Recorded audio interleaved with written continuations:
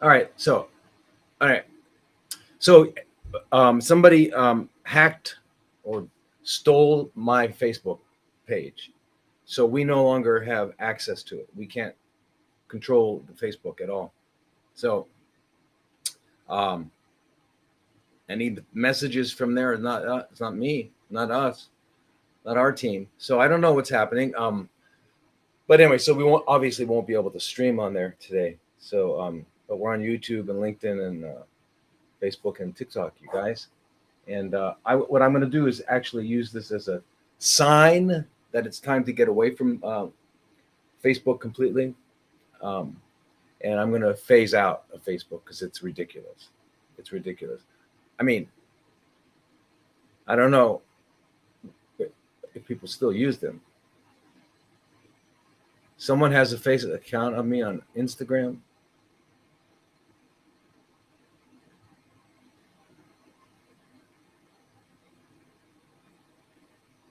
Yeah, someone. Yeah, I know there was a couple that had me on Insta. There was a couple people that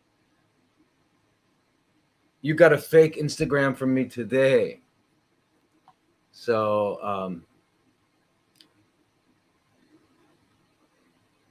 you got a fake Instagram from me today.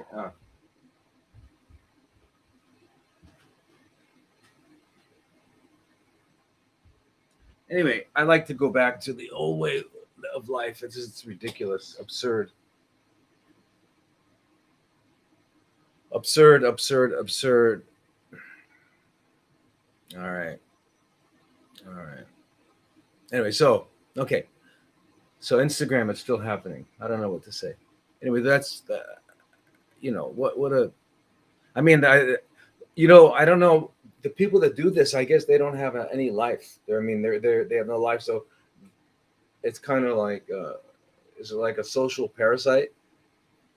It's like a social parasite. It's like imagine if they were to put this kind of effort and skill, intelligence, and passion into, yeah, I don't know, improving themselves as human beings, uh, helping other people, getting a line of work that actually helped people.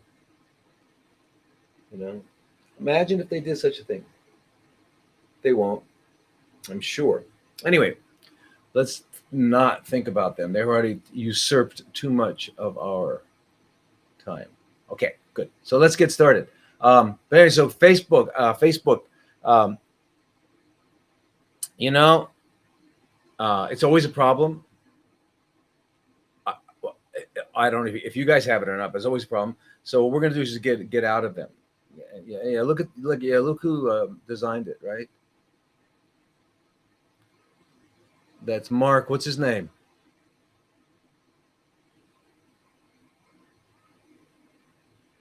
Mark. What's his name? Wait, where's my questions? Okay, here we go. God. All right. Let's do it. Let's do it. Let's do some questions. Um,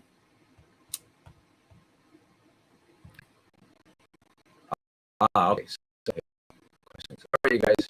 You ready? So,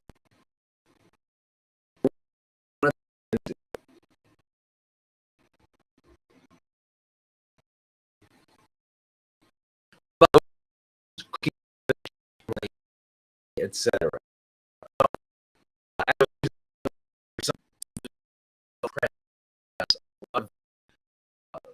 About vegetables.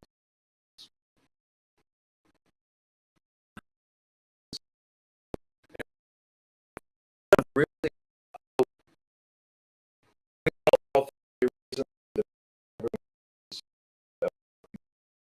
people say I'm on a he's on a complete carnivore diet. I'm on a diet. I haven't seen any yet. No one, no one, no one on a carnivore diet.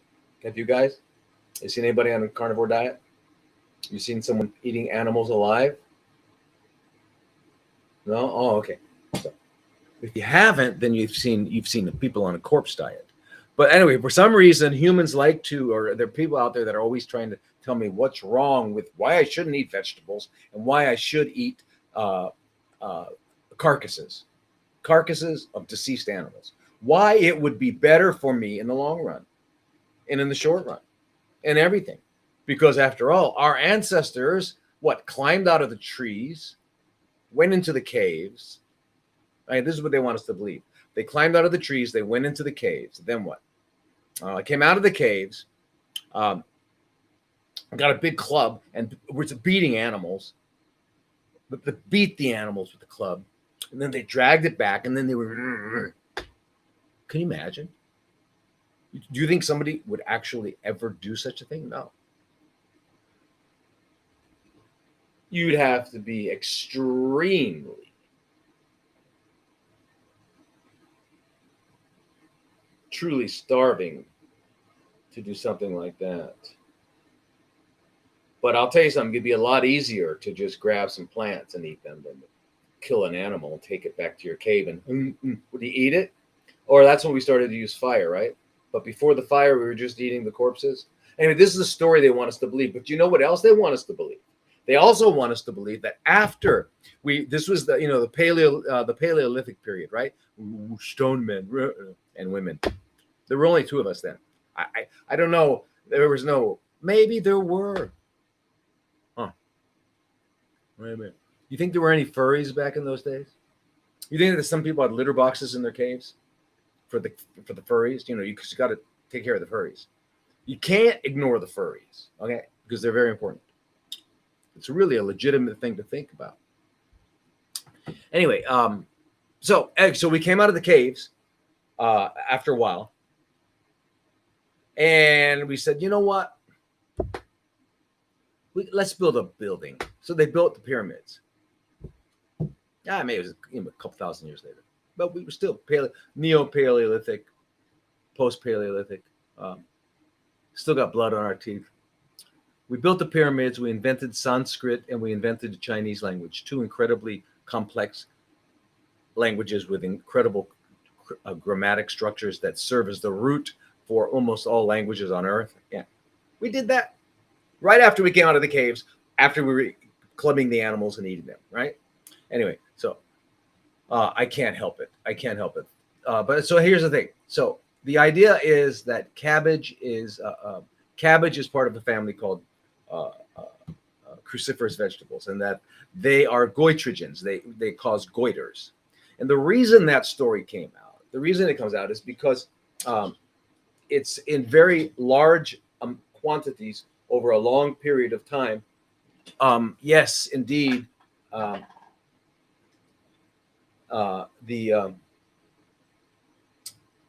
isothiocyanates, which are derived from the primary biogenic compound in broccoli, and we use broccoli kind of as the standard for cruciferous vegetables, but they're called isothiocyanates, and they call glucoraphanins are in there. And basically what these are is they're basically pesticides.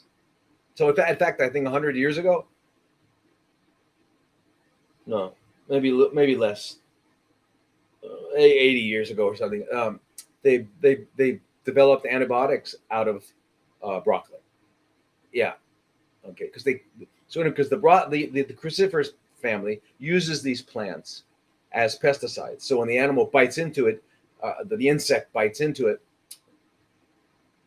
the two compartments. One has the glucoraphanin, and the other one has the myrosinase, which is an enzyme. They come together and they form isothiocyanates, which kill the animal, but turn out to be incredible for us. Incredible.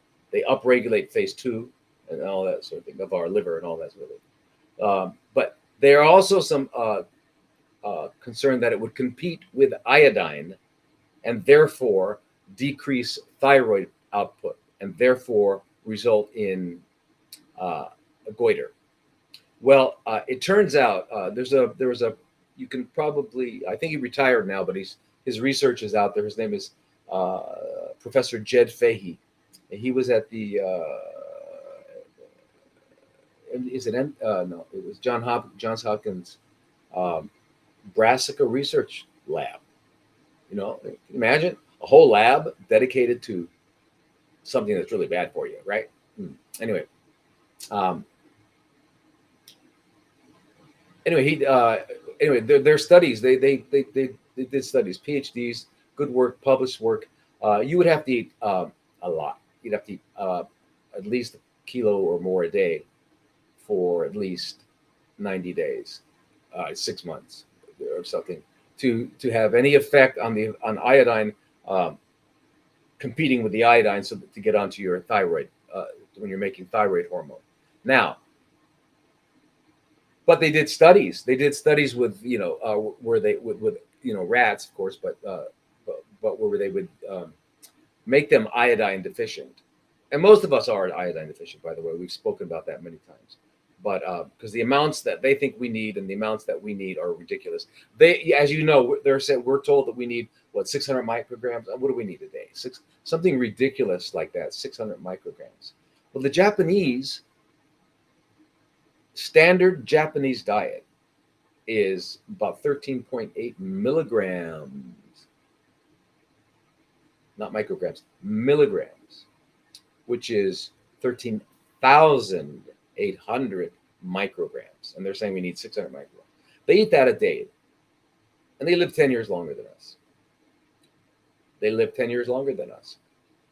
For as long as we can measure, as long as we've been measuring, they live 10 years longer than us. So whatever they're doing, it must be okay, right? Well, that's one of them. So anyway, they don't. There's not a lot of goiters in Japan.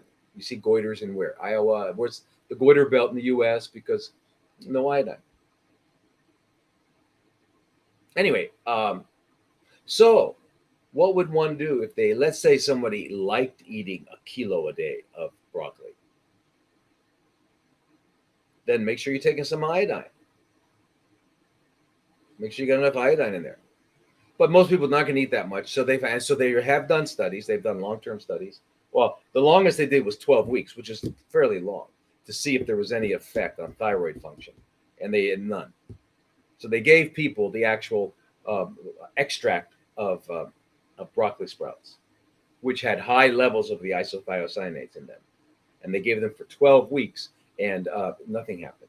It had no effect on their thyroid gland at all. Yeah. So, but, the other thing is that that I want to, since we're talking about it, remember, and I've mentioned this before, and it's important to mention again every week, and that is that the liver has two basic. In the liver, there's two basic phases of detoxification. One is you take the carcinogen. I mean, you take the toxin, and you try to make it water soluble so that you can excrete it in your urine or your feces, right? But a lot of times it produces an intermediate molecule that is actually can be more toxic. So, for example, that's what happens with dioxin. Dioxin is actually more toxic. The intermediate dioxin itself is it's not toxic. It's once it goes through phase one, it becomes deadly, and that's why small amounts of dioxin in a community can wipe out the whole community. So, but it's the toxic intermediate. Anyway, so phase two detoxification is where it's conjugating, adding, and using glutathione and things like that. That's why the cruciferous vegetables upregulate that. All right, so so it actually accelerates the detoxification and excretion of toxins, and they've done this by exposing people, where they were people that in a group in China, where they were exposed to benzene and some other one, toluene, something else, some other kind of really nasty thing. And they found really much higher glutathione levels in their urine and reduced glutathione, meaning it got, oxidized, meaning it did its job. It had to go to work and reduce something. And when it reduces, it gets oxidized. In other words, what they found in the urine shows you that it was already used. And they found high levels. And they also found that much, much lower levels of these toxins in their blood, right? And there was another one. There was a clinical trial with 50 people in China, right, where they found a 20 to 50% increase in urinary excretion of glutathione-derived conjugates and air pollutants. of acrolein. That was it, acrolein and benzene. Okay, and that's because they're eating the sulforaphane and or glucoraphanin rich broccoli dried. Okay. So that was a 50 volunteers. There was another one, a 12-week placebo controlled, 291 participants using broccoli sprout beverage containing a combination of the both the sulforaphane and the glucoraphanin, um, and same thing. Then they did this with men for 6 months to 12 months who were at high risk for prostate cancer. And when they biopsied their prostates later, what did they find? That everything was kind of back to normal. They were no longer at high risk. Yeah, 6 to 12 months, right?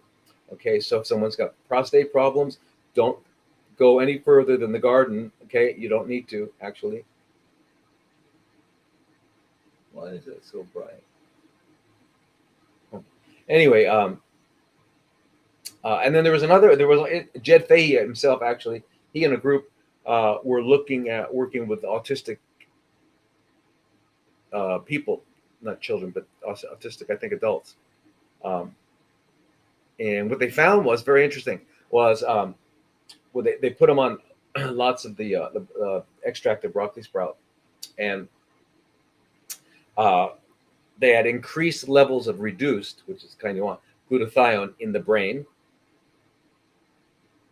Okay, they had enhanced integration of fatty acid beta oxidation in the TCA cycle. It just means that they had a more efficient metabolism. Protection against the redness that comes from a sunburn from ultraviolet. Okay, they had less of that. I mean, these are significant decreases. Okay, and decreases in their hemoglobin A1C and decreases in their fasting glucose. And these were like obese autistic people. Okay, so their fasting insulin went down, their fasting glucose went down. That's really good for people who have chronically fermenting cells, like this group is all about, which is the Rockefeller word. Just to remind those of you, it's your first day. The Rockefeller word is cancer. The real word is chronically fermenting cells. Okay, we don't like to use that word, the Rockefeller word, because it scares people on purpose. Standard of scare. That's what they have. Standard of scare. You all know that. You all know, anyone who's been to the hospital, either as a person themselves, that's what they call patients, or as accompanying someone there, you know that they are very adept at scaring people. They scare people into agreeing to do things that they would never do, like have body parts removed, like get ionizing radiation that the radiologist is in the other room behind several levels of lead, and so is the technician. What's wrong with it? All right.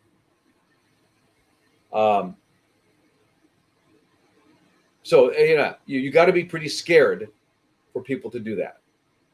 Okay. Anyway, it's crazy.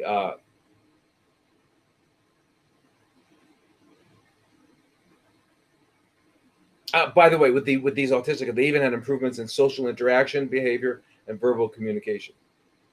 So, I mean, from broccoli sprouts, but these are bad for you. No, they're not bad. So your cabbage. By the way, if you're cooking your cabbage, which I agree, cooked cabbage is very good. When I grew up, I'd eat cooked cabbage with butter all over it. I loved it. Yeah, but yeah.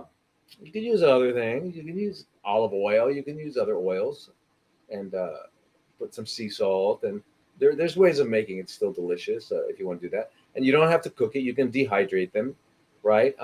Same with the broccoli. You can put them in a dehydrator, and they come out delicious. They taste cooked, but you don't get them up past the point where you kill the enzymes, right? And then you can put broccoli. You can put some cheese on it.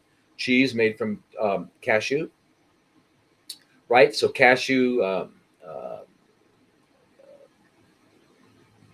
nutritional yeast, cashew, blended cashew, a little bit of garlic, olive oil, maybe some red bell pepper, not roasted, red bell pepper, half of one, just to give it that orangey kind of color. A little bit of salt, and just blend it and poorly slow the olive oil in, slowly pour the olive oil in it, and you'll watch it blend, and it gets kind of puffy and creamy. Now you can just dip your broccoli or dip your cauliflower into it, um, you know, uncooked. Or you can put both. You can cover the broccoli and the cauliflower and put them in the tray in the dehydrator and dehydrate them. And I'm I can't tell you how good it is. And you can do the same thing. You can make that same kind of cheesy thing. You can put on kale leaves and make kale chips, and your kids will like them more than they like potato chips. So there's ways of making healthy food delicious, and that's what we've got to do, right? Okay. Okay. Instead of trying to figure out how can I not eat this, how can I justify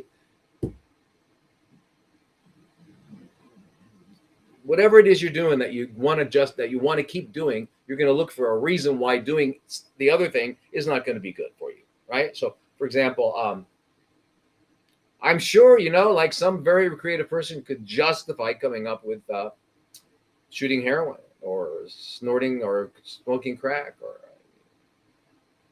I don't know. It'd be pretty hard to come up with justifications for those. But in terms of eating corpses, I'm sure we can. But remember, just when we were back eating corpses, we built the pyramids and invented Sanskrit and Chinese. You remember that? So, but if you think in terms of biblical times, you realize that before the flood, when people were eating Genesis 1:29, verse 129, food called the Adam and Eve diet, which was uncooked plants, they averaged 912 years. And it wasn't until after the flood when they started to eat dead animals. You know what God said, right? I'm going to paraphrase this, but God said, we're going to act like hyenas, might as well eat like hyenas. So people started eating dead animals after Noah, and within 5 generations, the length of days was 120. Today, if we make it to 90, we've got diapers on and tubes coming out of our noses. All right, so anyway.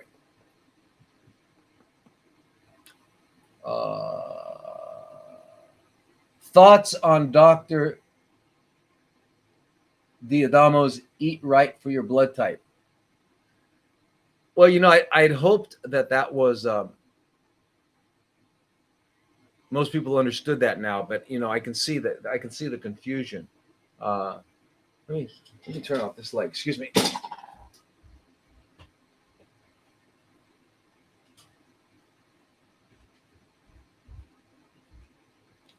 Yeah, it's still okay, right? Right. Okay, good. Anyway, so eat right for your blood type, right? So how does that work now? According to Dr. Diamato, if you have type O blood, you should eat animals, mostly. If you have type A, then you don't need to eat animals. You can eat plants. And then if you have type B blood, you can eat both. And if you have AB, you can have dairy, tofu, lamb, fish, grains, fruit, and vegetables. The thing is, the guy was serious. And you know what? The best thing, I mean, the benefit that came out of his whole thing was he made a ton of money. And you've even got people researching it. They're researching it, right? Which is pretty bizarre. Very bizarre. You know why it's bizarre? Horses? You guys remember horses? I know before we had all these machines, people used to ride horses a lot. Anyway, horses have 7 or I think it's 8 blood groups. So some horses should eat oats. Some horses should eat alfalfa, and some horses should eat what? Just regular grass? Crabgrass? How's it work? We got to figure that out. We got to figure that out and let the horses know, because no one told them. They've been eating naturally all these millennia, centuries, whatever it is. Yeah. Anyway, that's the horses, and but they've got 7 groups, and dogs have 13 blood groups. So how would you divide them up? Some should eat. Well, dogs are scavengers. They're not carnivores. They don't necessarily need to eat animals alive. They're not obligate carnivores the way cats are. So you could give. So some dogs should have broccoli and salad. Other dogs should have, depending on their group, should have lamb and seafood. I don't know, I'm just making this up, like they did. All right, like they did. Okay. Now, by the way, chimpanzees are 99% same DNA as us, are predominantly type A. And of all the great apes, the chimp, the orangutan, the gorilla, bonobo's a chimp. Only the chimp eats any flesh, and he's basically type A. That's very weird, right? Okay, so anyway, but the flesh, and remember, the chimpanzee only eats about 5% of the diet is flesh, and that's only, and it has, it's been well established that the chimp is doing that to establish male hierarchical boundaries. Right, the males that go out and they do it and they kill the animal, and they establish who's the tough guy and who's not the tough guy, and then whoever brings home the animals, of course, gets more sex. So yeah, so it's a social thing, and well established. I don't know why this keeps shaking. Too weird. Anyway, so so that's weird. So, and the gorillas, they only have they're exclusively type B.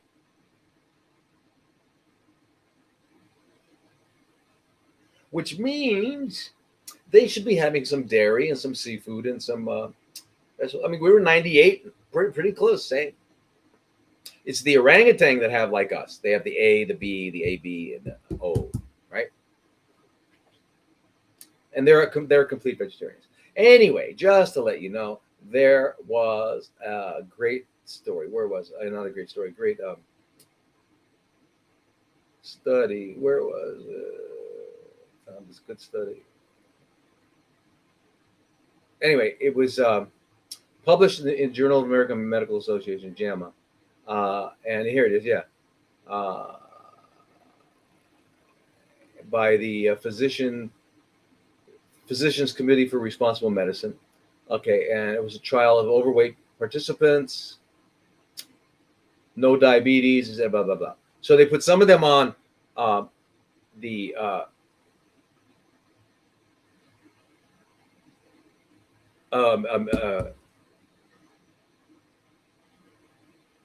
a meat diet. I mean, they put everybody on a vegetable diet, on a vegan diet, and then they had a control diet of people eating anything, and then they had one other group. Anyway, what they found was that there was no difference at all, and that every group, A, B, O, all benefited by being on the vegan. In fact, their metabolic rate went up 18.7%. Now, these were people who were a little bit of obese. Every one of them benefited. Even the O's benefited. Okay, and there was nothing damaging than it. Now, this is published in JAMA. This is a real study. Okay, so that I mean, so I don't think much of that. I think people need to understand that there's going to be a lot. You know, what I mean, like they're telling us. I'm going to talk. I promise, I'm going to talk about oxalates sometime because that bothers me. In fact, I wrote an article on oxalates once. It was in the Townsend letter in 2015. If you read it, called Green Smoothie Bliss. And I wrote it because I was so pissed off at this guy who had written an article in the Townsend letter. I don't know if you've heard of it. Townsend letter back in January of that same year, talking about how dangerous smoothies were. Right? How dangerous they were. And because of the oxalates. anyway, causing stones and stuff like that. So I wrote an article. So I did that one. So if you want to read that, it's in December of 2015, Townsend letter. But I'm gonna expand on that. Anyway, I just want you to know that we're designed for plants. We're not equipped to kill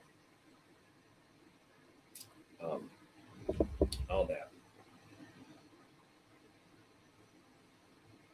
Oh, by the way, one other thing about the blood type diet is that it's based on the assumption that this is D'Amato's theory. It's based on the assumption that type O was the original blood group, and that somehow A and B came out of them. And O was at the time when we were just coming out of the caves. Remember, back in the day, just before the pyramids, we were coming out of the caves, just eating animals, and we had type O. And then when we settled down and got farms and things like that, well, then we developed type A. It just type A blood. And then a little bit later, we got AB. Yeah. Anyway, so it turns out when they do something called phylogenetic networking, where they look at the different species and all these different things, and they're looking at the nucleotides, right, which are part of the DNA, and the nucleosides, and they're looking at the sequencing, and they're trying to figure out how things came to be, because the evolution, they find out that actually A was the fundamental group, not O. Anyway.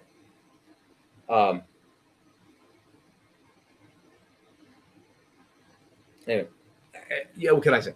So please. So my answer to you is don't. I don't think. This is Vanessa. Yeah, I don't think anything about it. In fact, I don't think it's worth considering anymore. Okay, so what is the best way to detoxify the liver? Okay, well, here is one of the beauties. One of the blessings of being a biological entity created by divine intelligence. And that is, we have a self-healing body, earth suit. This earth suit of ours that allows us to get around on this planet, right? Can't get around on the planet without this earth suit. Got to have it. And if not, you got to wear some other special apparatus.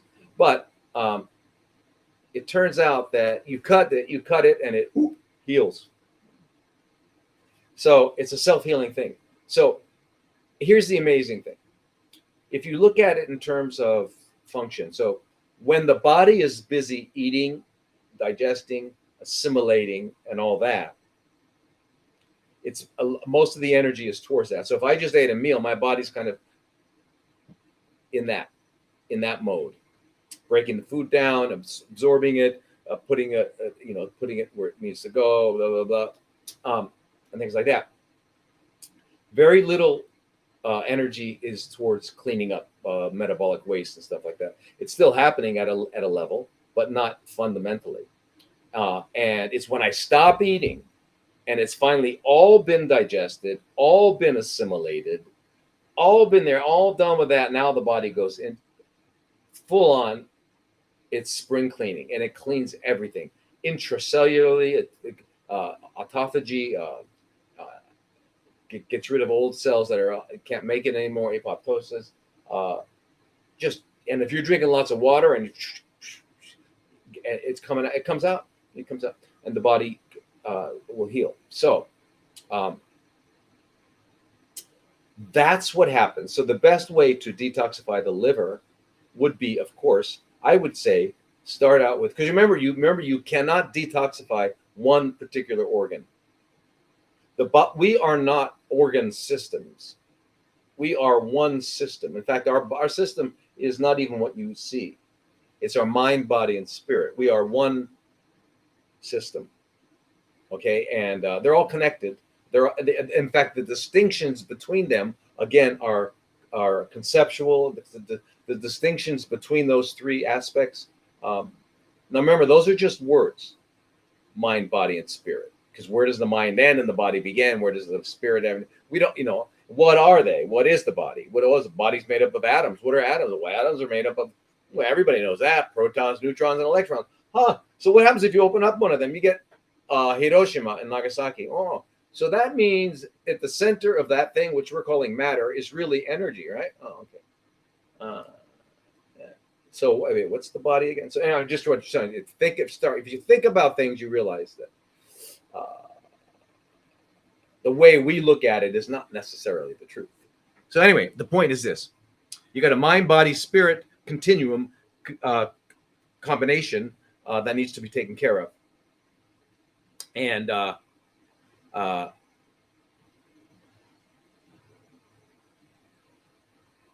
so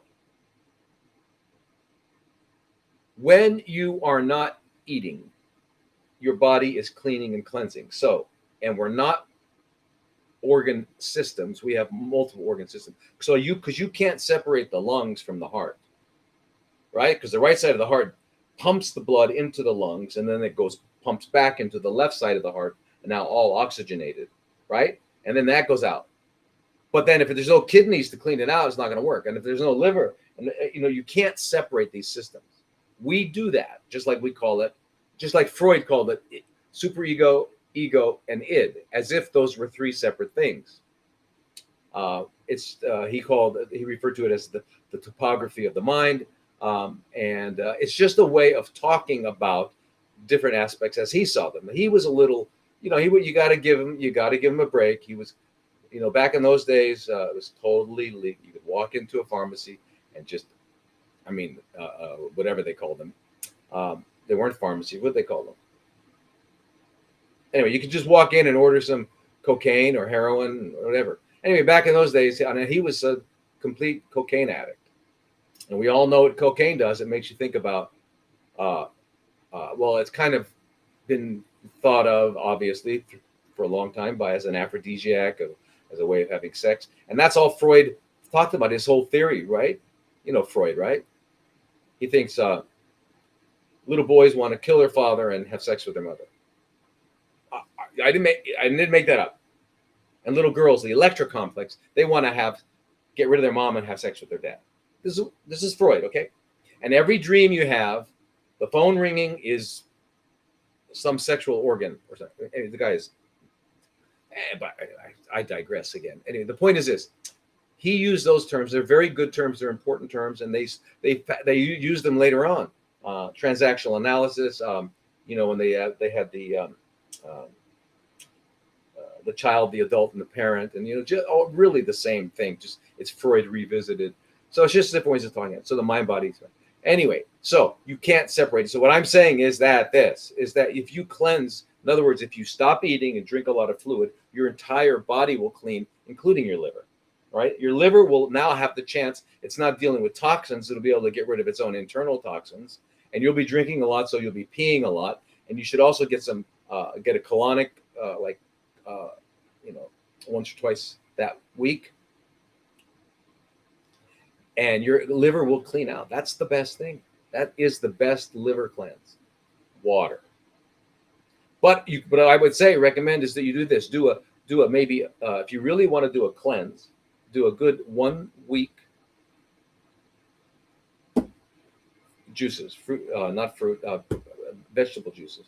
Add a little bit of fruit for flavor. Make sure it's delicious. Followed by 1 week of water.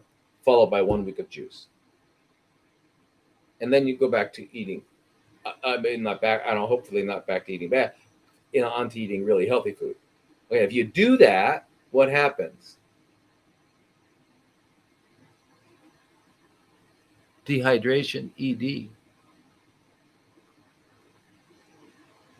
Can the lungs heal after 30 years of smoking? The body heals, yes.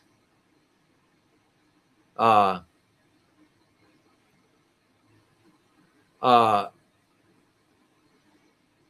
30. 30 years of smoking cigarettes. I'm assuming you meant. It's probably done a lot of damage to the lungs, but it heals.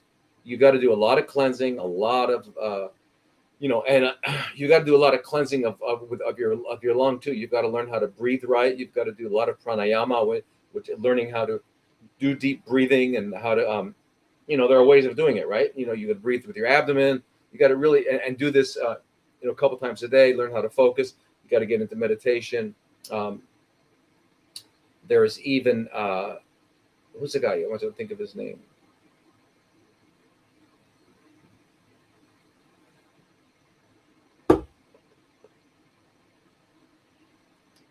Can't remember his name. Doctor. He wrote the book about vitamin C. Really good. He's an MD and JD, combination of a lawyer and a doctor. What a weird combination. Um, like the two worst. Well, no, politicians. Okay, so two of the three worst things in the world. Um, anyway, he talks about hydrogen, real, low dose pharmaceutical, 0.03%, which is 0.0003, hydrogen peroxide, pharmaceutical grade um, um, nebulizers, right? You can also nebulize colloidal silver, real colloidal silver,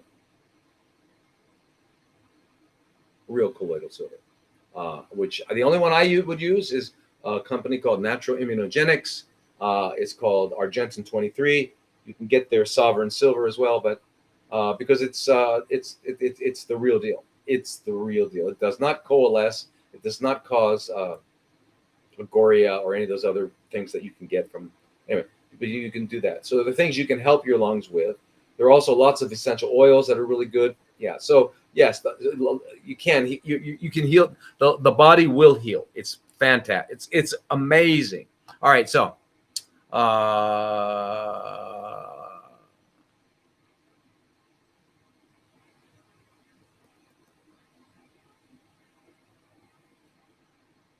I have swelling in my neck. It's soft to touch.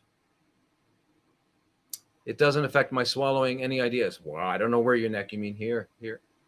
Doesn't affect your swallowing. So you mean around here? It's soft, swelling. I don't. Really hard to say. I mean,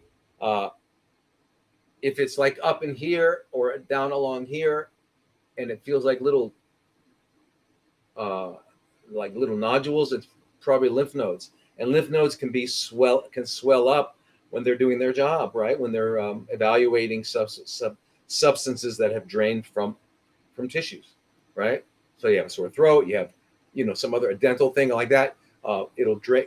You remember 10% of all the fluids from tissues go through the lymphatics. 90% go through the veins back to the heart. So the lymphatics are there to bring it to the lymph node, so the lymph node can evaluate whether it's a problem or not. And if it's a problem, an immune response will be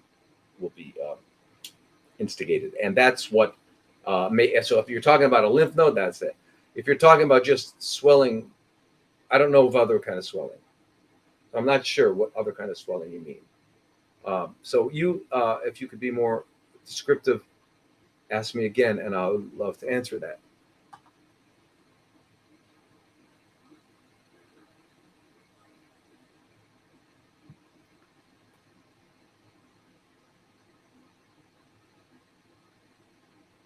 How do you, how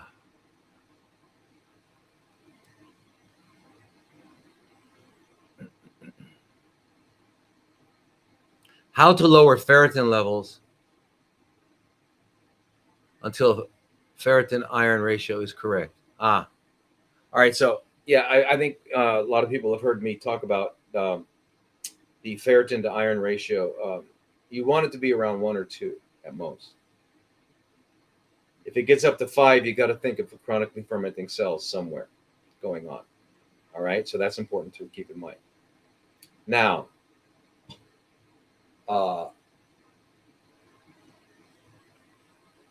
when you have that condition, the Rockefeller condition, chronically fermenting cells, when you have that condition, what happens is iron goes down. Why does it go down? Because chronically fermenting cells have more transferrin receptors. So they pick up iron because they need iron for DNA to duplicate. And they need more than the average cell because they're duplicating at a much quicker rate. So so that's why they have more of that. They also have more insulin receptors. They have a lot of other things. So anyway, so they're grabbing as much iron as they can. And so the iron is always going down.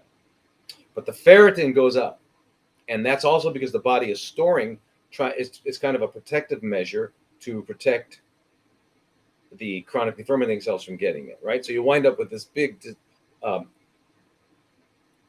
difference. And the higher it goes, I mean, and they go really high. They go 20 to 1, 30 to 1, like that. You want to get it down. How do you get it down? You got to work with the underlying condition. So the first thing you're going to do is clean out your body. You're going to clean out your colon. You're going to go to a real lymphatic therapist. Okay, you got to find one. Certified lymphatic therapist. Work with them. Not because lymphatic massage is great, but it's not enough. Move around, exercise, all that is essential to keeping lymphatics healthy, vascular, everything healthy, and blah, blah, blah, blah. Everything. Grip strength correlates with prognosis. Stronger your grip strength, the longer you'll make it in this particular earth suit. Yeah. So so you do the cleansing, you drink lots of juices, you do all the stuff that we always talk about, go to bed early, all that sort of thing, and stop lying. And then you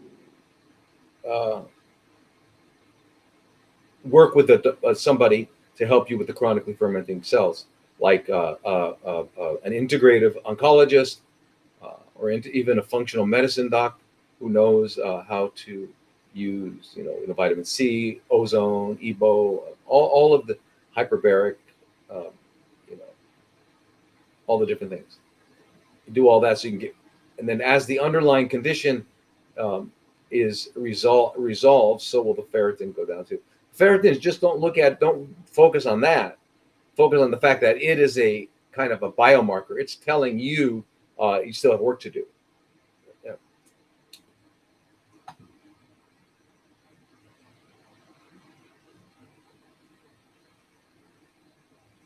What cooked foods to eat when you occasionally have them? Well, ideally, if you're a complete fanatic, you wouldn't have any.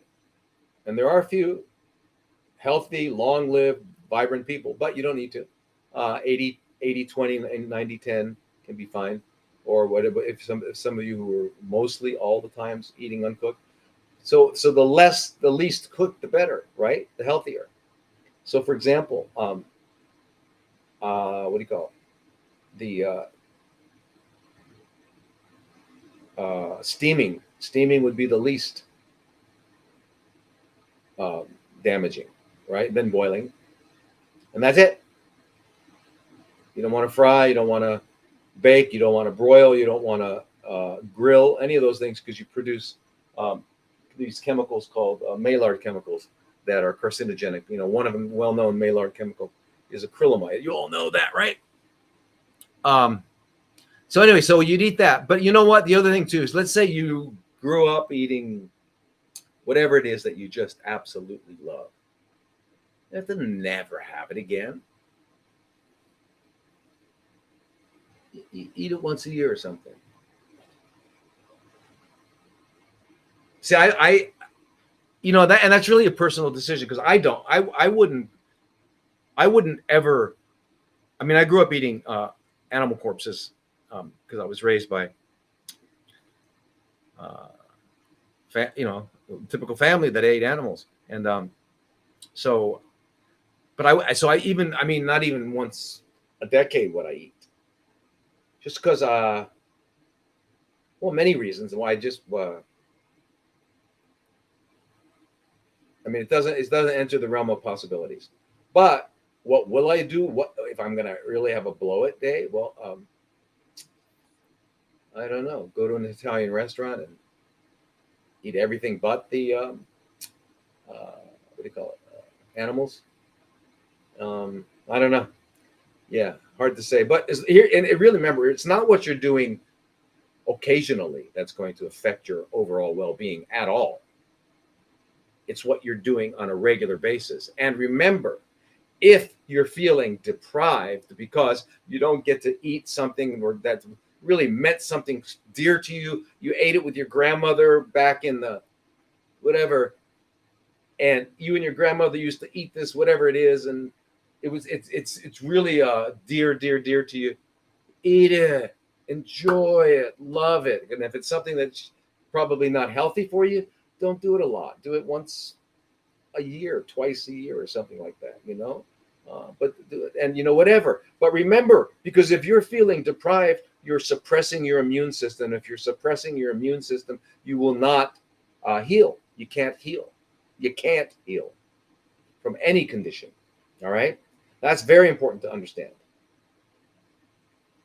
So that's why if you got to eat 80-20, do it. I mean, I've had people here in Thailand uh, uh, where I had them on a raw vegan diet, and they were just wasting away, dying. I said, okay, and there was no way I could. So finally, the one guy, I forget where he was from.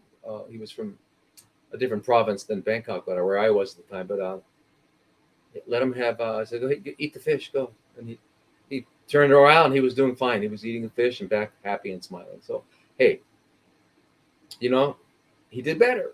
So in that case, I wouldn't do it myself.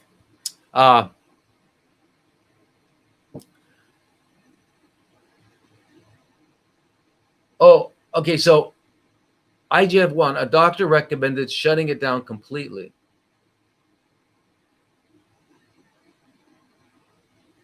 No. Okay, IGF-1 for everyone is it stands for insulin-like growth factor. Our pituitary glands make growth hormone. Growth hormone circulates when it gets to the liver. The liver converts it into 5 different molecules: IGF-1, 2, 3, 4, and 5. The most active is IGF-1, and it's the IGF-1 that pretty much tells you is the work of your of growth hormone, your level. So if someone wants to test you for growth hormone, they don't test you for your growth hormone, which is secreted mostly in the middle of the night. So because you'd have to, but and within 30 minutes, it's already been converted into IGF. So we just when we're looking at growth hormone, we check for IGF-1. Well, what does IGF-1 do? IGF-1 will bind to IGF-1 receptor and an insulin receptor, and what will it do?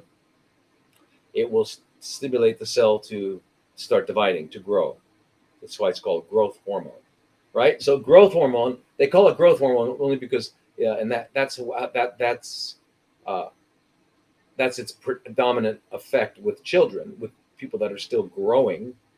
But once you've grown, you're not growing anymore. So it's the healing hormone. It's how your cells heal. It's absolutely essential. You can't do without it. You can't do without any of the body.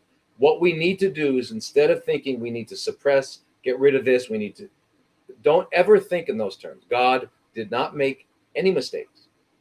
None. Maybe one. She had made humans. That might have been a mistake. Anyway, barring that, God didn't really make any mistakes. So you need estrogens are not bad and progesterone's good. No. And there's not good estrogens and bad estrogens, and testosterone is not bad, and whatever else we think. IGF-1 is not bad. They're all necessary. Where we run into problems, where we get sick, is when this gets out of balance, and you have too much of this and not enough of that. And then your body has to compensate, adapt. And it's those compensatory measures, those adaptations are what we call diseases, but they're not diseases. They are adaptations. So bringing your growth hormone into balance would be a much better thing to do. And how do we do that? Well, there are many substances you can get. There are peptides that are um, stimulate the production of growth hormone. Um, because remember, growth hormone is made by the pituitary gland in response to a hormone from the hypothalamus. Hypothalamus, and so there you can actually get that. Uh, um, and by the way, thymosin alpha one. Somebody was asking about that also.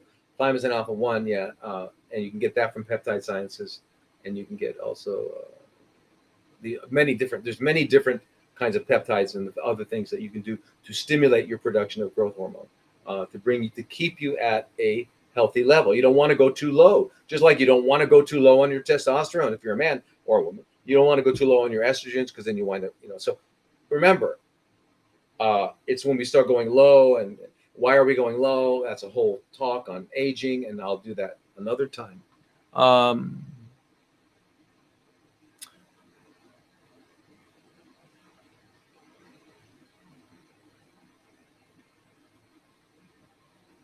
How can I get a consultation? You seem to be, it's really crazy right now. And I'm so sorry. I'll be back to normal in about a few weeks. Because I've got 3 or 4 lectures I've got to write up and prepare for. And plus I've got all the people that are already booked. So right now I don't have time. I just can't, I just don't have time. I don't have enough time for living yet still. I mean, so anyway, but I'll get to you. And it's a really, really, really, really important. Send an email to me in detail and let me see if I can help you. Okay.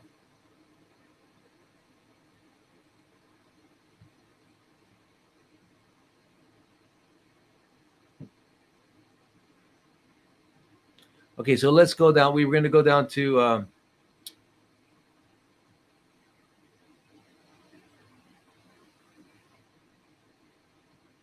what are your thoughts on mRNA cancer vaccine?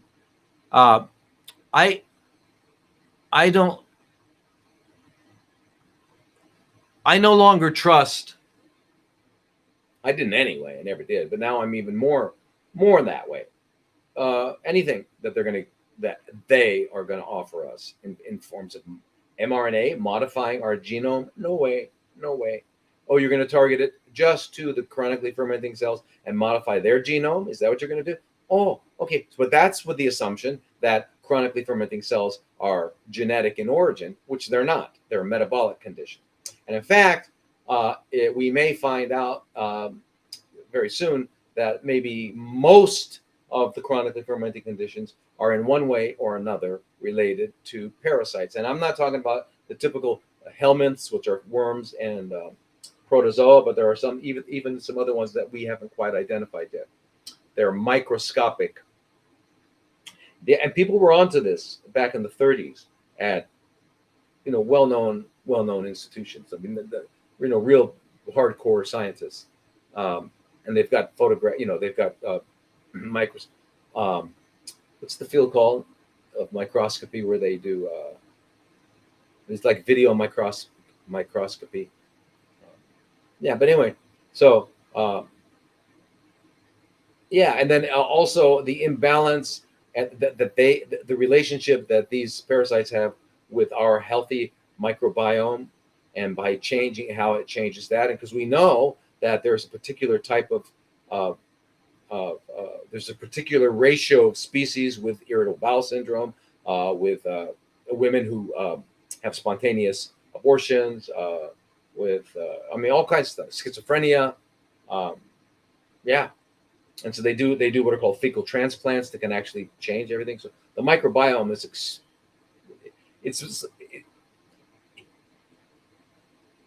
it might be everything. It might be the whole thing. But remember, it's also a reflection of our entire being.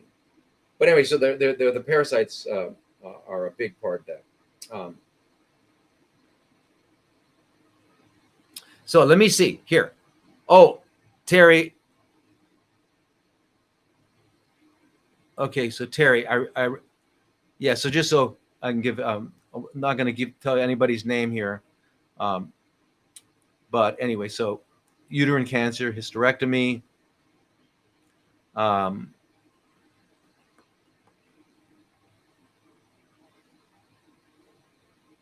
the doctor said she had a 5% chance of recurrence. Now you know what's great about statistics is that no matter what happens, you were right. If there was a 0.1% chance of a recurrence and you had a recurrence, well, you're in the 0.1%. So statistics are meaningless for individuals because if something happens to you, it's 100%. Okay, so anyway, but that's what they told you. So they give, okay, so they 5%. So then, of course, came back into pelvis, chest, neck, lymph nodes, April of 21. So did another surgery, remove the pelvic lymph nodes and cancer tissue, and concluded it to be cervical and BRCA2 gene. Though none of my cancer was genetic. Bought a Rife machine, IVC infusions, 4 rounds of low dose chemo, and 3-day fasting protocol with it. Good. Complete remission in November of 2021. CA125 went up. Oh, it was down. Normal. PET was normal. Now there is. Now you eat mostly organic and a little meat. You mean a little bit of corpse? Remember, what is meat, everyone? In the English language, meat means essence, right? What is the meat of the subject? I eat the meat of the coconut. So I do not consider the decayed muscles of a deceased animal to be its essence. So I won't call it meat. I'll call it corpse. So you eat a little bit of corpse, and mostly organic. Okay, well, okay, and I hope you're eating within a 6-hour window, and I hope you stop eating 4 hours before sleep or 5 hours before sleep, and I hope you're moving around. I hope you're doing meditation and there's all sorts of stuff you do. So anyway, so now it's come back. It seems like it's come back again, and they're recommending HIPEC. And you want to know what I think about that? Well,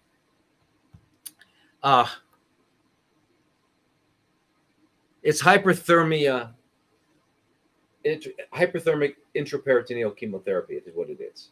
So in other words, they want to put hot chemo directly into your abdomen. And their claim is that this way you don't get all of the systemic side effects from the chemo because it's not going in your vein and it's not going to the entire body. Okay, so that may be true to some degree. However, you're putting extremely toxic poisons into the abdomen and hoping what? It's only going to go after the chronically fermenting cells and it's not going to go anywhere else. That's not possible. That's a Pinocchio type wish. Okay, it's a Hansel and Gretel type wish. It's not a reality. When the fact is, what you could do is you could go see Dr. Frank Schallenberger in Carson City, Nevada, or Dr. Robert Rowan in Santa Rosa, and you could tell them that you want to do some intraperitoneal ozone.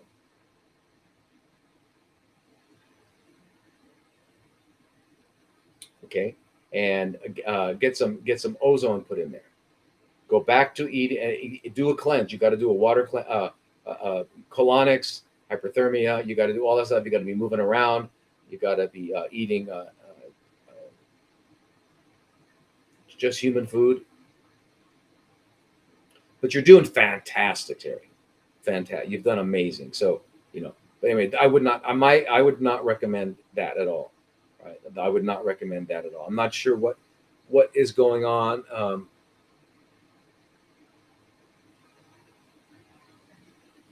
What is it you have?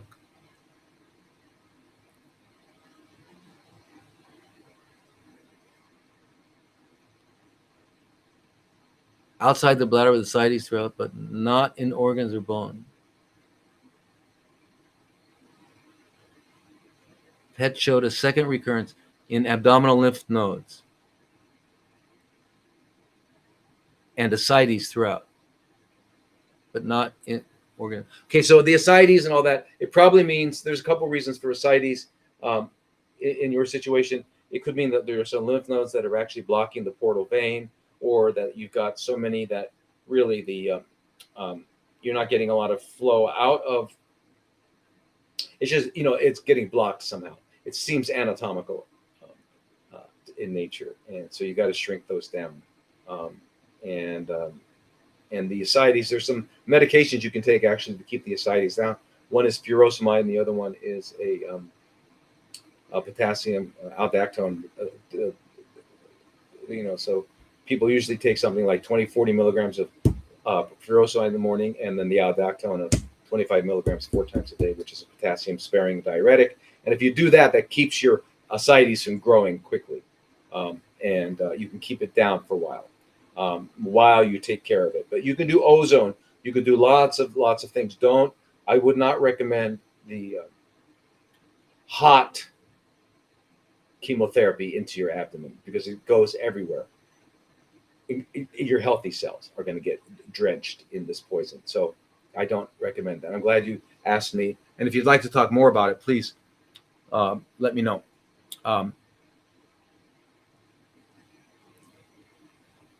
Now, here's another one. This is all website stuff. Email. Hi, is baby Thai coconut fresh water good to build blood for estrogen positive breast, HER2 negative? Also, is the baby Thai coconut nutritious for protein? How much should I consume for therapeutic value? Well, a lot of, first of all, there's a good amount of vitamin C in there. Like in 1 cup of the young Thai coconut, it's actually like, if you look at calories, which you shouldn't, but there's less calories. Consider the fact that think of another electrolyte drink like Gatorade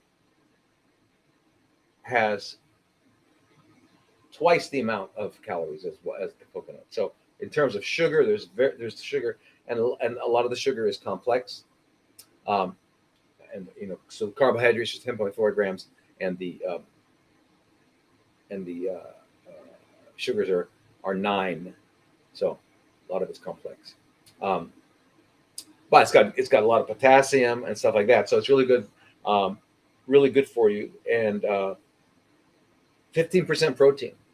So you're getting some protein. You're going to get your protein. You should get your protein from chia seeds. Chia seeds. You're going to get, you take 5-6 tablespoons of chia seeds, you put them in a grinder, and then you pour them into a freshly made nut milk. You let it sit for an hour or two, and then you eat that. You're going to get a bunch of protein, complete protein. I'm talking about all of the essential amino acids. Yeah. All right. So, but yeah, so don't worry about the protein. The coconut water is good. It's actually very low in terms of for electrolyte, all that sort of thing, and it's got much less what they call calories. Someday we'll talk about the calorie myth. So don't think about it. Just realize that it's a myth. It's not calories in and calories out. It's got so much to do with your physiology, what time you eat, and all that sort of thing. So, anyway, but it's got, and as I said, it's got some protein, vitamin C, potassium, sodium, a few other minerals. It's good with electrolytes. It keeps you well hydrated. Not a lot of sugar, in spite of the fact that it's sweet tasting. Good. Here's a question by Barry. With the knowledge I have, why won't I change my diet and lifestyle to stop making cancer? I really don't want it again, Yet I haven't been able to completely get serious about it. Like Chris beat cancer and others. They just stop and change. I'm not. Sweet tooth, 212 uterine, 2018 breast. Aha. Okay. Cheryl's the name, not Barry. Cheryl. Okay, Cheryl. Here's the thing. Human beings, unfortunately, we've got to be scared to think. That's why the Rockefellers use the standard of scare. They've got to scare us. We've got to get scared to do things usually, to knock us out of our habits. A few things need to happen, and this should apply to everybody too. It's not just knowing. Now, the number one thing I'd say: go to bed at 8 o'clock. Be asleep by 8. Go to bed at 7:30. Be asleep by 8. Wake up at 4. Do your prayers and meditation. Then do some reading on nutrition, and then do some movement, exercise. Movement. Go out, climb a tree, run around, ride a bike. Just to get moving. Drink some green tea. Get your day going like that. You go to bed early and you feel fantastic, and you get enough of the proper sleep, because proper sleep is not just amount of time, it's when you go to sleep, because we are diurnal creatures, believe it or not nocturnal. And so when you do that too, you get something called willpower, and you get willpower is because you feel so good. You said, why would I don't want to eat that junk. I feel too fantastic. The other thing is you've got to learn to make delicious uncooked food, and you can make delicious. You just got to do it. But I really think the first thing you should do, Cheryl, is go to bed early. That's the big deal, and start moving around a lot. Right. And find ways to satisfy that tooth. Work with somebody who really knows what they're doing. Fly to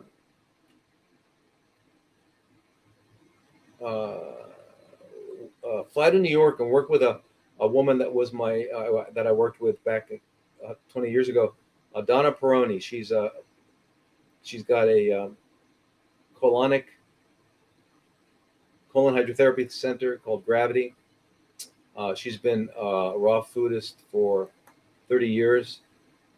Amazing, looks just amazing. But she helps people. She'll teach you how to make things good. There are other people too around, I'm sure. You just got to find out how to make it delicious. You got to read. Maybe you don't know enough. Maybe you've got to know more. Maybe you need to read some books on it. Okay, sometimes there's different levels of knowing, and maybe you just don't know it enough. Okay, so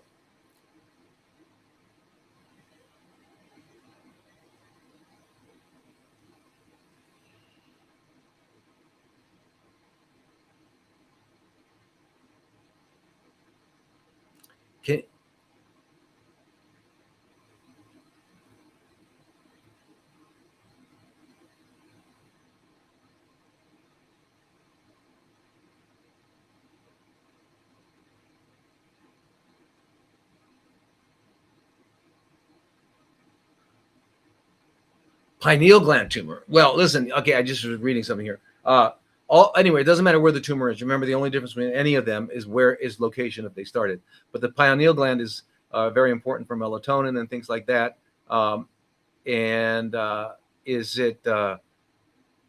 It's probably benign, right? It's a benign. Usually those are benign. Again, it comes back to the same things we're talking about. You certainly don't want to get rid of that gland. You certainly don't want to irradiate it or do anything like that. You need to balance hormones, go to sleep. All the same things we always talk about. You've got to do that. But you need to work with somebody who understands how to use, ozone, vitamin C, intravenous curcumin, intravenous quercetin, all these things. We use it with insulin. By the way, I wanted to tell everybody, there has been some recent disinformation have put out there about insulin causing problems with IGF-1. And so I'm going to do a special podcast about that because it's important. Insulin potentiated therapy is not only with um, chemo. You can do it with other things like curcumin and things like that. And then there's some people out there that are teaching many others that it's not good and that their proof is the IGF-1 levels. Well, I'm going to do a talk on this, and I've invited Dr. Donato Perez Garcia III, whose grandfather invented IPT, and he is the guy who's been doing it the longest who's alive today. His father was doing it. His grandfather was doing it. He's who I learned it from years ago. And so I'm going to invite him on. We're going to have a talk about insulin. And I'm going to show you that how whatever they're saying is impossible. It's just impossible. Don't worry about that.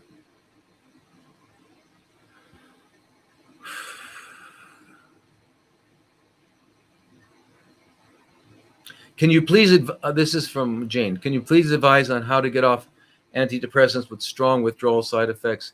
I was prescribed after experiencing a pretty traumatic event. I weaned down to a dose that is no longer a therapeutic dose, but every time I try to stop completely, dizziness, mood swings, nauseated, heart palpitations. Huh.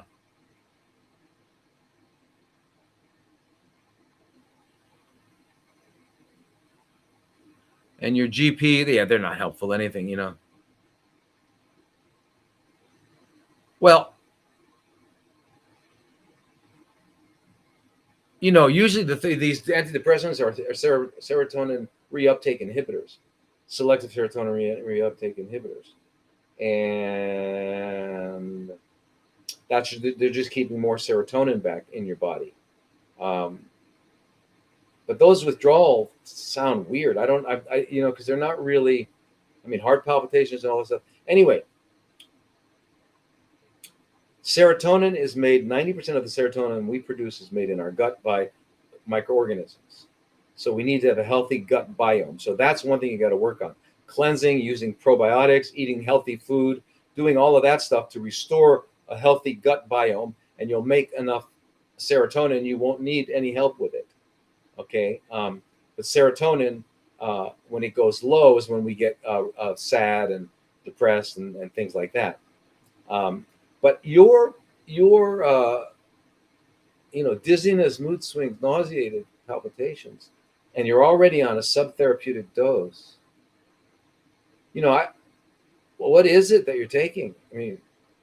But you could get enough. In other words, you need serotonin, and you can get that from getting a healthy biome. Take probiotics, and you got to work with,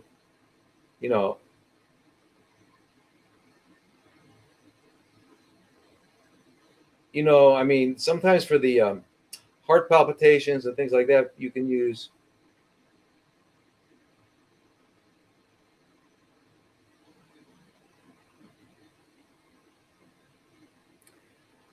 you got to tell me what you're taking, because I can't imagine that that's what they would do. If you're already on a subtherapeutic dose, you just can't get off it.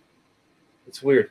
There's got to be something else going on in your situation that I don't know about. So let's communicate more.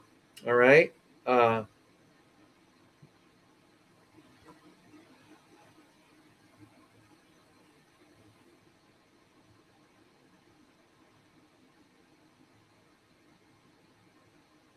What can be the cause of liver hemangiomas?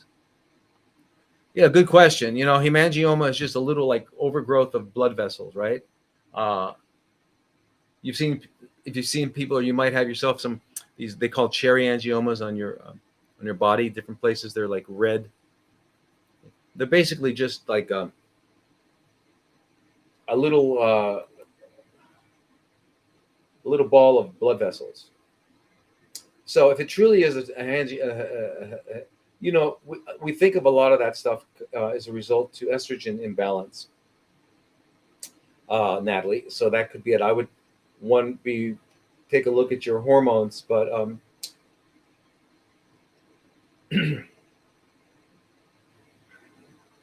Estrogen imbalance can definitely do that. And if it is a hemangioma, sometimes what we call cysts are really just they are cysts, but they're parasites in there producing a cyst. And so, could you have parasites? Yes. In your liver? Yes. Could that be causing a problem? Yeah. Otherwise, if you just have a small liver hemangioma, it shouldn't be a problem at all. Um, Hemangiomas in and of themselves are not a problem unless they were really big and they got ruptured for some reason, which I don't see. It doesn't sound like. I don't know if you have a lot of them or what, but look at hormones. Hormones for sure. Estrogen is a big one. Um,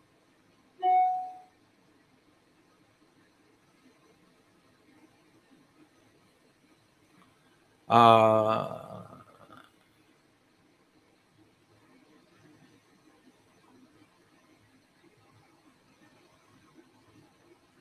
the best probiotics or what? Who guys are saying what are the best probiotics? Yes, curcumin does kill cancer stem cells. Absolutely. There's hardcore research on that.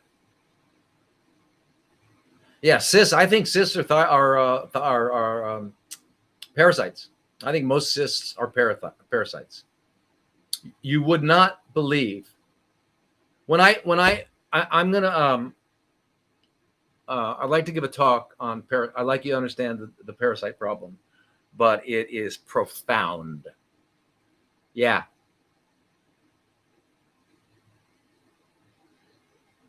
here I'm seeing six. Kathy and six others request to be in your live video. I don't know what that means because I don't know how to do that. But here's the thing. Everybody. I don't know what the people are doing, but they're hacking me now and stuff. It's so weird. I don't know. Why would someone want to hack me? What are you going to get from that?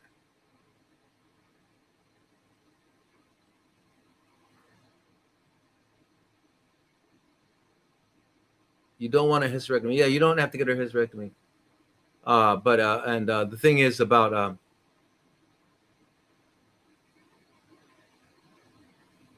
yeah, so good probiotics. Here's the thing. What I used to when I'm in the U.S. I use um, Ultimate Flora because it's got like 150 billion and 40 species. Because you need a lot of species for them to develop an ecosystem. But more important, what studies show, what's more important than the probiotic is the prebiotic, because you can put your good healthy bacteria into your gut, but if they don't have the food that they need, they won't survive. And so you've got to be eating a healthy diet. Uh,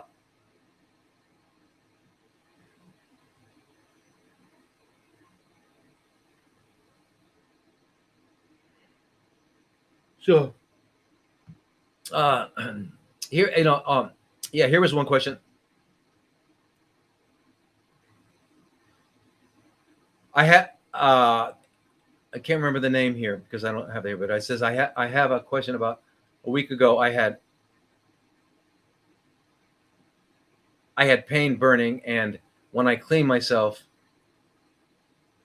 there was a blip. Oh, a bit of blood when I urinated.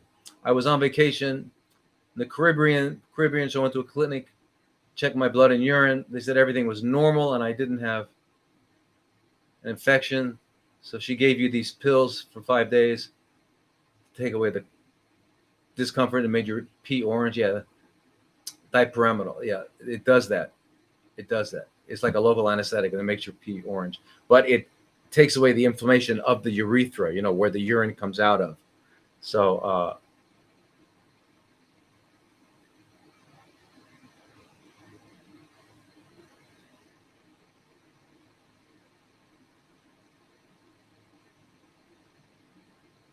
So anyway, so I'm not sure of the question. You still have burning when you urinate? Uh,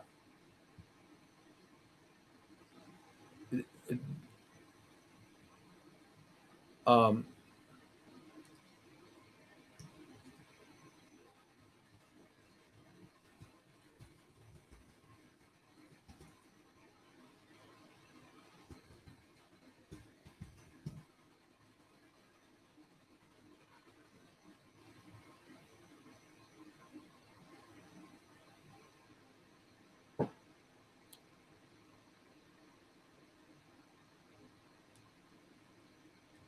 Anyway, is that the?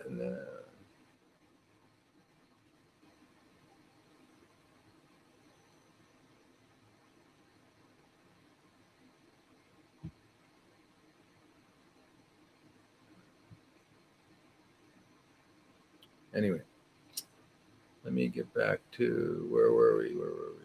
Here. Yeah. And where's our questions again?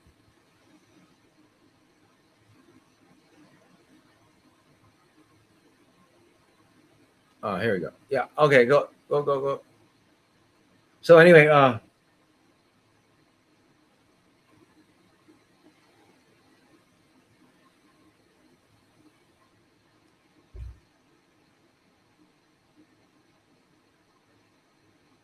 oh, okay. So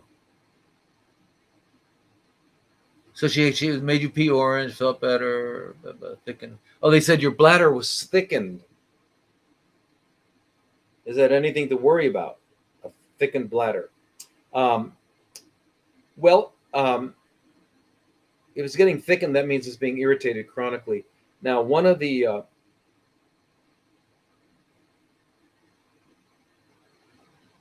form of bladder chronically fermenting bladder cells is from a parasite, schistosoma,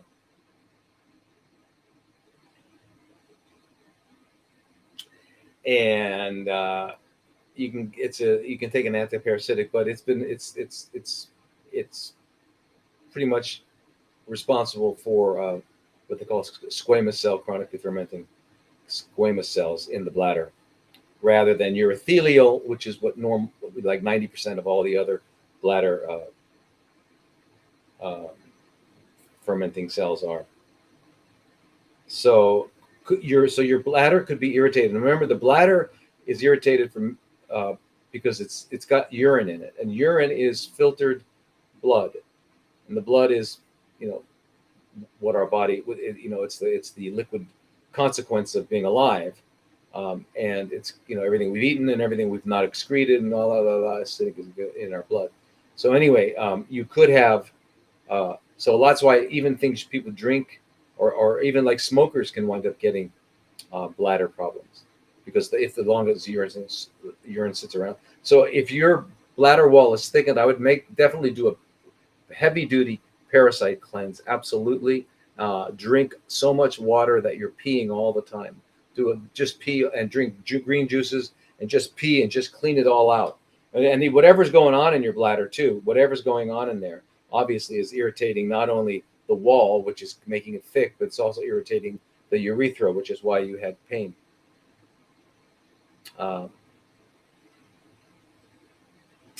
And yeah, but I would just drink, like, do a 3, 4, 5, 6 week juice cleanse, and you can do that while you're working, and just still and drink like 4 quarts a day, 5 quarts a day, until you're just peeing all the time. Keep that bladder clean, and it'll heal. It'll heal. You don't have to heal. You can't. No, we can't heal things. Things heal when we don't disturb them. All right. It's not a doing. It's a happening. All right. So I had a question. My boyfriend had prostate cancer 2 years ago. He recovered, but he just doesn't take care of himself. He barely exercises, eats red meat at least 5 times a week, never eats fruits or vegetables. I'm concerned his cancer will come back. Is there anything you would suggest as a number one thing to get him to do? Well, sadly, that he's probably not alone, and you're not alone with people like that. Really, the thing about helping other people wake up is you've got to get their attention first. So you're in a position to get his attention since you're his girlfriend. So, but unfortunately, like I mentioned earlier, most people don't wake up until they're scared. They need to get scared. they need to be told something nasty is going to happen. La la la la. See, the problem is if he's feeling okay, then he's thinking, why should I change anything? Because I feel okay. So somehow we've got to get him to do something like, hey, let's tell him to do you a favor. Say, you and me, let's do a 2-week juice cleanse. Let's just clean our bodies out. Then when you go back to your life, I'll go back to my life. Let's just do that. Get started. Let's do a 2-week juice cleanse. Drink nothing but juice and don't cheat. Let's do it for real. If he does that, he'll get the experience of saying, whoa, whoa, I feel good. Now I know what good feels like. That's what, if you can get him to do that. Otherwise, you got to get him to, I don't know if he's a reader. Sounds like he doesn't seem to be a reader.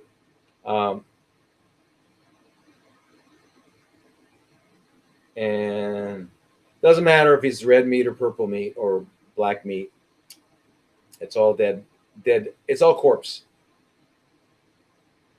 It's all corpses. Yeah, I don't know. Sadly, he might have to run into some. Or you could. Yeah, I would get him to do a juice cleanse with you, a 2-week juice cleanse, and you make sure he's doing it. Let him get the experience of feeling really good. I mean, that versus get the experience of getting diagnosed again with something terrible that will scare him. I mean, that's another way. But if you can get him, I mean, if you can't get him to stop eating dead animals, it's going to really be hard to get him to go to bed early. But if you go to bed early, if you go to sleep early, everything will change. You will be able to do all the things you should do because you will have your willpower restored.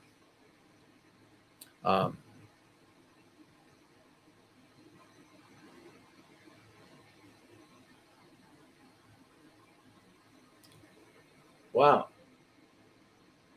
It's so bright.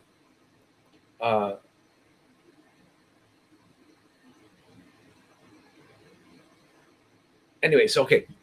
Let's go to our next question.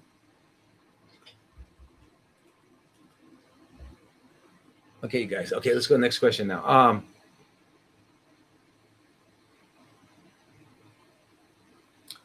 Someone here was asking about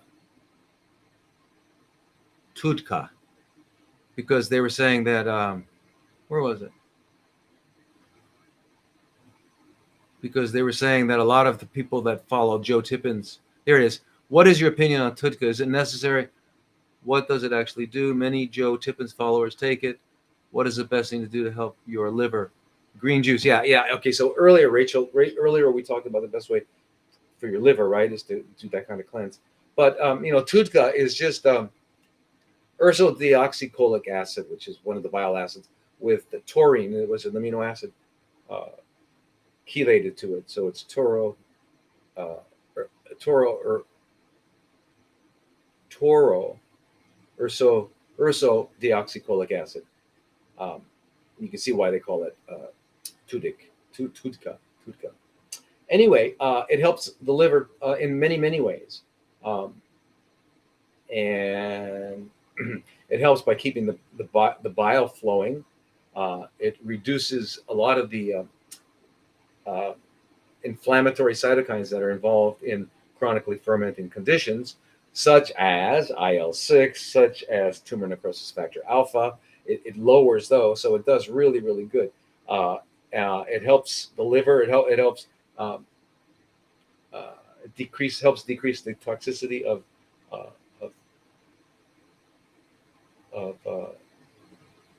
because remember, the liver is getting all the toxins, and its job is to detoxify them. So it gets kind of toxic itself. So again, doing the fast, doing the cleanse, doing things like that allows it to cleanse and clean itself and take care of itself and get better. Right? That's what it'll allow it to do. But the Tudka is also a powerful anti-inflammatory. Helps actually regenerate the liver. It's actually pretty good.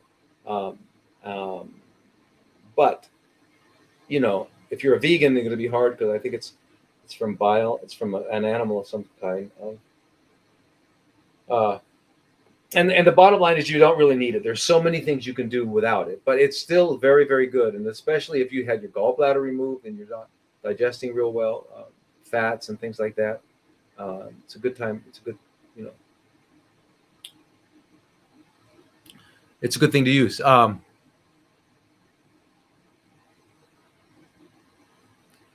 As a cancer patient, I've been taking thymosin alpha 1 and feeling better.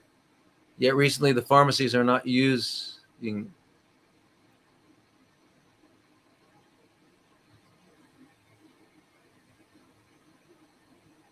No, you don't want you need thymosin alpha 1. Yes, absolutely, D.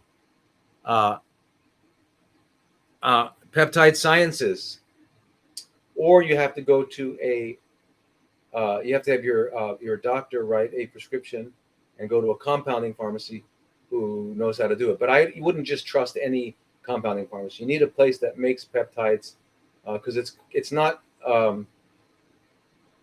the usual work of a compounding pharmacist. Compounding pharmacists would probably have to buy it and then just put it in a formula, a solution for you. But you should get it from peptidesciences.com. Thymosin alpha 1 is what you need, not thymosin. Thymosin alpha 1. I agree. And we all need that. If we're over 40 or we have chronically fermenting cells or anything going on, we want to keep our lymphocytes up. You want to keep your lymphocytes increased. You want to keep your T lymphocytes, right?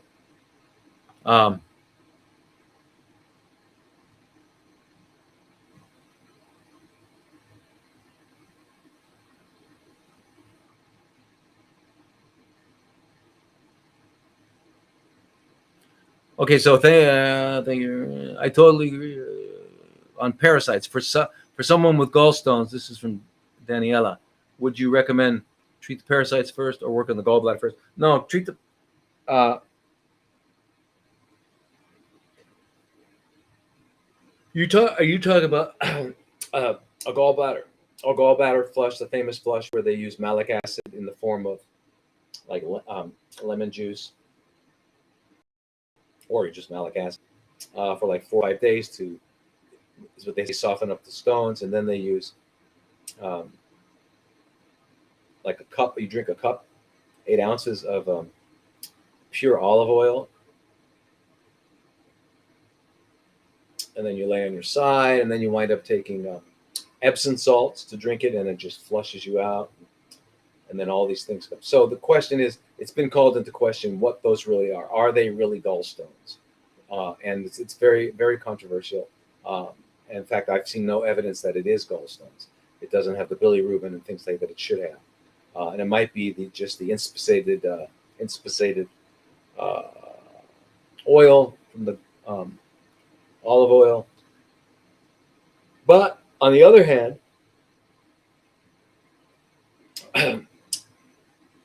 I've not seen it, but I've heard people say, well, that their scan showed afterwards that they didn't have any gallstones. I'd love to see that. I really don't know if that's what you're talking about is a gallbladder flush. Yeah, you could do that. Certainly not going to hurt, but you could start taking your antiparasitics as soon as you can. Everybody, remember.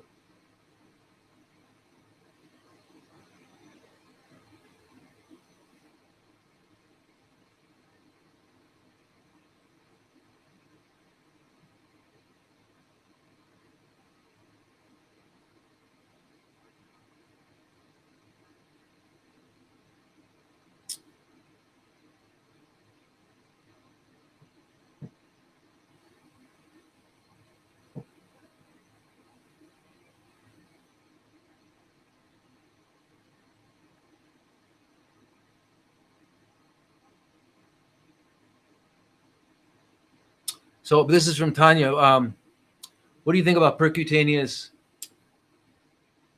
ablation? Either radio frequency or a laser, a microwave, or for thyroid chronically fermenting cells.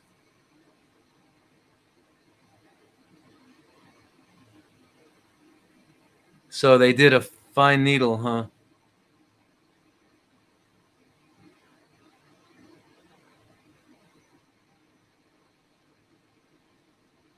You've already done your subtotal of the gastrectomy. Anyway, yeah. So okay. So first of all, in the future, don't let anybody put needles in you to take out. You don't need a. Because look, in the end, they want to take it out anyway. I mean, it's not like they're going to really come up with an answer to help you. They don't come up with answers. If they helped you, they'd be great. Okay, but they don't, and then the risk of spreading it around is not worth it. But you can do what I think is for the thyroid would be if you can find an interventional radiologist who's really skilled at doing cryoablation.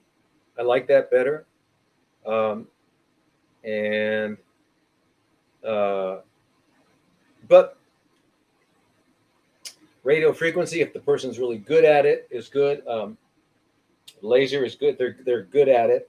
But I like the cryo because there's less damage. But yeah, and that is and then but then we got to go way. Why did I get this in the first place? How did this happen? And we got to do the whole thing. We got to check out your. You got to go to a biodentist, a biological dentist, right? You've got to get your parasites. You got to make sure you're getting lots of iodine, and eat cruciferous vegetables, iodine, and we got to get your thyroid balanced. So you'll probably need, while you're doing all this, to check out your. So you need someone to work with you really thoroughly. It's too bad I'm not where you are, but you are where? I don't know where you are, but anyway, oh, you're at Yahoo. That's where you are. Anyway, but that's what I would do. And thank you so much for your wishes. Thank you.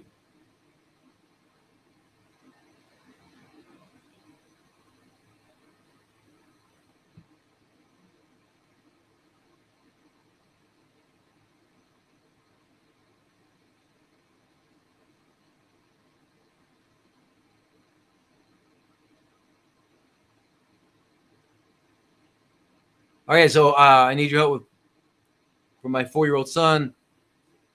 I think the treatments they did for pinworms wasn't done properly, and he now has light bleeding stools when he poops. You thought it was a fissure, but you just don't think they got them all. They probably didn't. They usually do it like just once. You live in Phoenix, huh?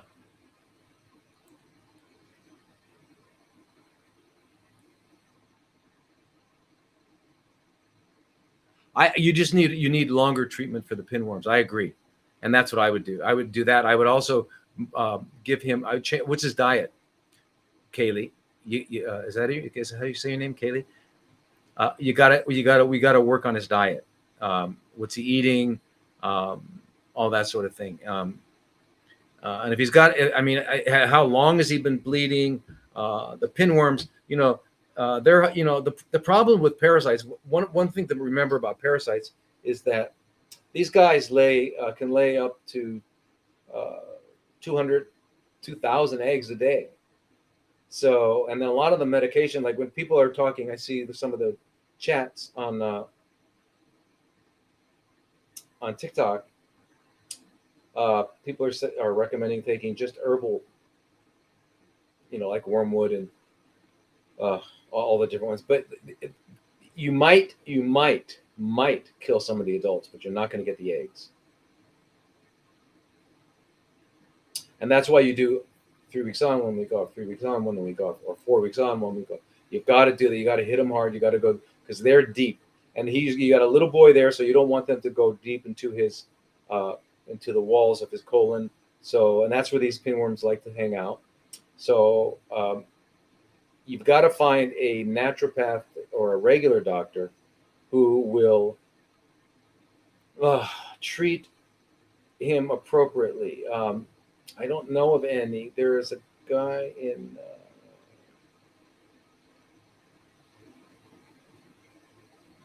There was a naturopathic doctor. I don't know if he treats children in Scottsdale named Dr. Paul Stallone, and I don't know if he knows about parasites. Um, but albendazole, or what was he taking? Albendazole, or what was he taking? Mebendazole. Do you know what you got the name there? But he got to change his diet, and I agree with you. I would get him back. I mean, he's not going to have an anal fissure, at his age, because there's no reason for it.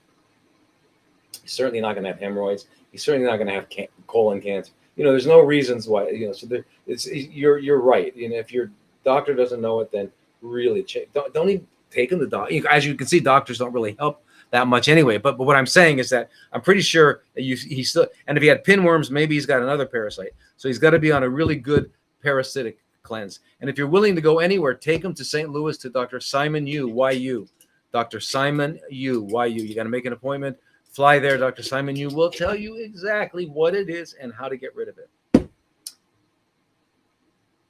He's a board certified internist, so he's a smart guy.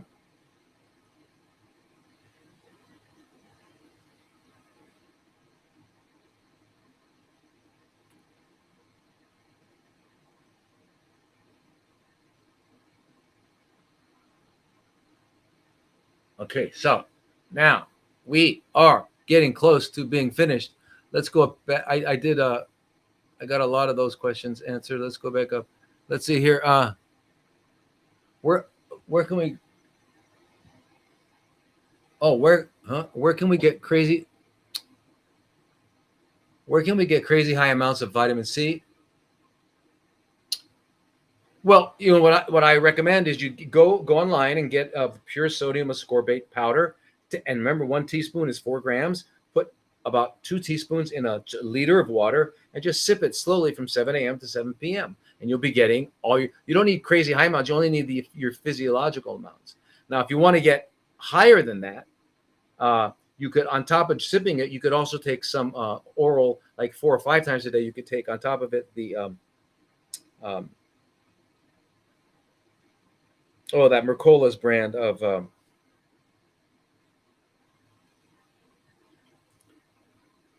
what's it called? Oh, I forget.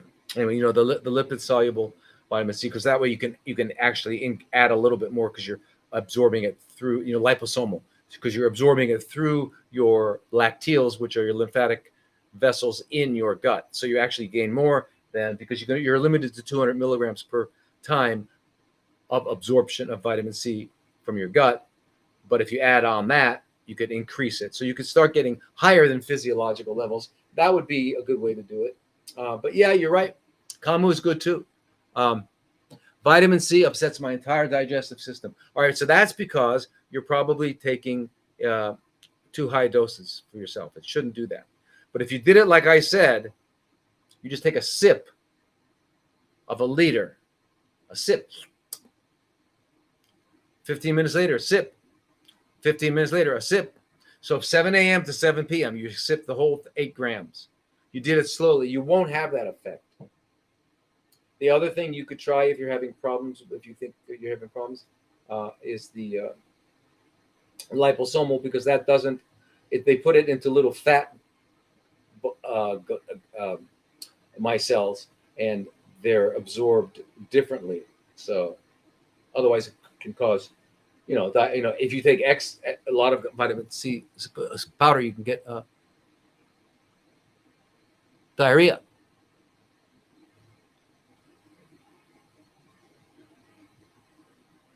Oh my God.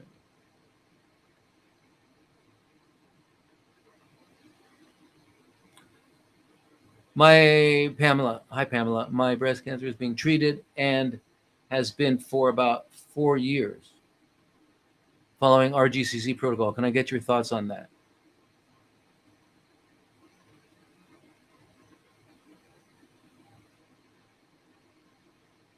Hosam, flax seeds are good. ER beta, good for men. Yes, good for men and women. So anyway, so Pamela, RGCC, I don't use them. I stopped using them about 2015, 2003, 2004 because of many reasons, but they're looking at circulating tumor cells, and they're we know that only 0.1% of them are able to actually metastasize. So that means that or 1% of them, which means 99% chance that the cells they're testing are not relevant to your situation. So that's one of the problems. And and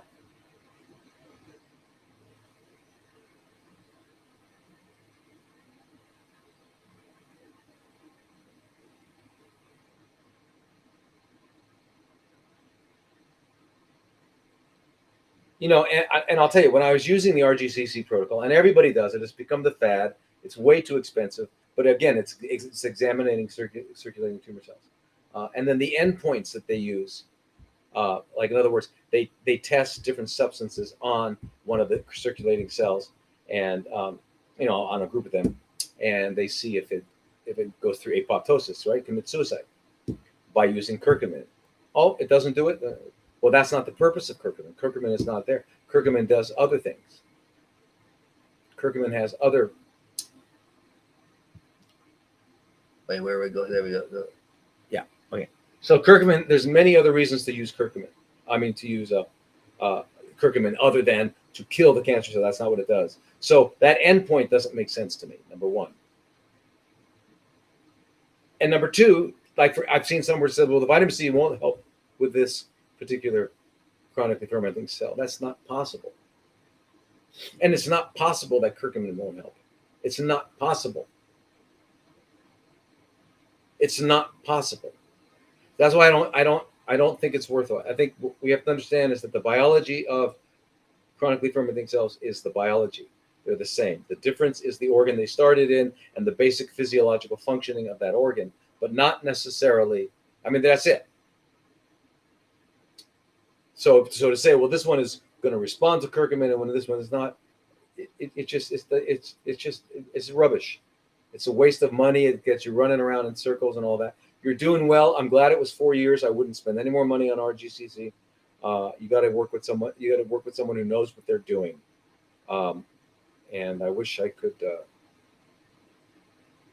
be there, over there.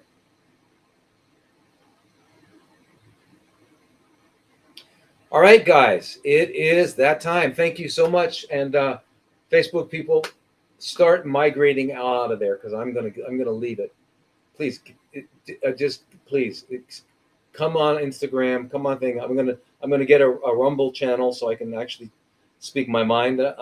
So we're gonna do things like that. I'm gonna have some podcasts coming up too. Like I said, with Donato Perez Garcia the third. Regarding insulin potentiated therapies. I think we'll do that I don't know. He wants to come on one of the lives. We can do it as a live or we can do it as a closed, what do you call it? Zoom, right? Where we can have like 50 people, 100 people, whatever. I don't know. So anyway, so that's that. I'm going to do a few other ones. Anyway, so Wadi Kap, Kapamakap, and see you all next week. And don't believe anything you see on Facebook about me, because about coming from me, because I don't have anything. And also, I don't send messages on anything to anybody. So if you get a message from me on Instagram or anything, it wasn't from me. I'll answer questions. Occasionally, I'll go in and be able to answer questions directly, but you're not going to get a message from me on any of them. We don't do that. So if there's a message, that means somebody else has taken over the account or is usurping it or whatever it is. So anyway, please, crazy madness.